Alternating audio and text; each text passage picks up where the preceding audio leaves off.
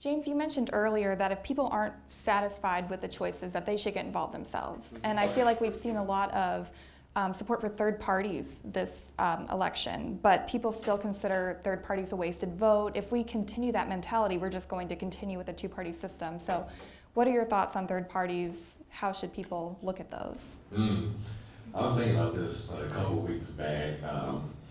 When I think about third parties, I think about the European system and how they really don't let corporations or individuals control a party. The government funds it, and they have somewhat of a functioning system. I think after this election, I think if people really care about third parties, then leave the two-party system. Become part of a third party or an independent party. If you're passionate about, going back to what Jess said about an issue such as the environment, and we know that the Green Party is there for that, or you care about having less government involvement like libertarians, then leave the two-party system and join those parties. The Democratic Party and the Republican Party survive off of numbers. And I think it'd be a great check and balance system towards the Democratic and Republican two-party system if more smaller parties started to chip away at the stranglehold that the two-party system has on government. Of course, I don't know how much of a difference that's going to make tomorrow, but come Wednesday, get involved in a party that aligns more to your perspective and your political philosophy.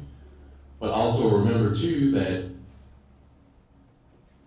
while it's good to disagree, do it respectfully and find that compromise and work together.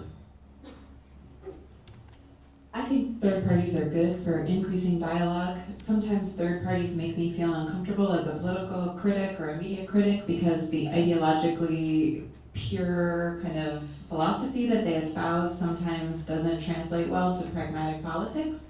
But I think that for me, more dialogue is always good. And so if you don't find, the issues that you're looking for in the mainstream parties, then by all means, explore other avenues. But I do think it's time for mainstream parties to start asking themselves how they can incorporate the fringes, maybe, of their supporters.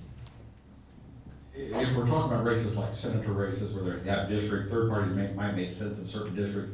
If we're talking about the presidential and national election, we're probably not ready for a third party yet to really put a third party individual in office. Maybe it's when Doug said maybe when we hit rock bottom, that becomes the point in time.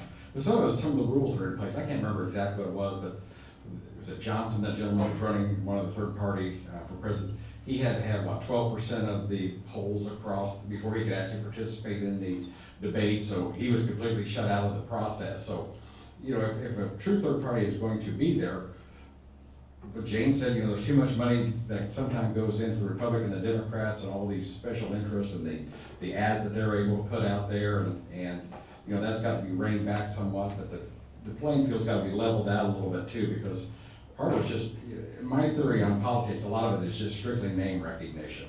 Not so much all these, it'd be nice to think everybody sits around and they read all the positions that every candidate has and they really make, informed decisions, and I'm sure some people do that, but a lot of them, I always call it the warm and fuzzies. He seems like a nice guy, or she seems like a nice person. Yeah, but they believe this, well, just a nice, just really seems like a nice person. We gotta get beyond that, and so I don't know that the third party's ready yet on the national level, but they shouldn't stop trying. That way, sorry. Going back, you go.